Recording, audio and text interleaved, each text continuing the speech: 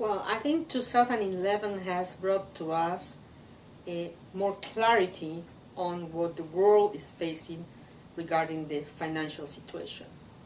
It is my sense that we still have a lot to see, because it's clear that when you read the newspapers, some member states are facing themselves only the advance of the crisis, and a lot of work has to be done still within member states, which will trickle down to the United Nations, no question. I think what is clear from member states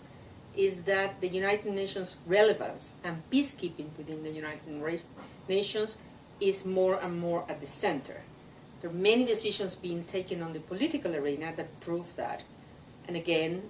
what is happening in Iraq, in Afghanistan, with the planned departure of ISAF in Afghanistan, of the US in Iraq, what has happened in Libya with the strong engagement of the United Nations, what is happening in Africa in general proves that we are at the center of what the international community wants to do in the peace and security arena.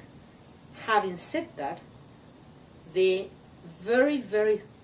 focused demand for us to be not only effective but also efficient becomes higher in their agenda. And it was clear that when we discussed this past year the peacekeeping budgets that was at the center of the dialogue among member states. It is my view that we will see that even more in the coming budget discussion, in the coming budget cycle. And what we are trying to do is to build on what we constructed as the baseline of the GFSS of managing globally, to ensure member states that we are really assigning the resources in the best possible way to get the economies of scale and the opportunities to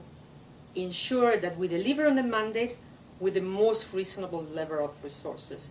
The good news is that we started to work on this back in 2009, and now that we are going into 2012, in the midpoint of the strategy, we can start to enjoy some of the results which help us prove to member states that not only, again, we are all being very effective, but we are always trying to be more efficient.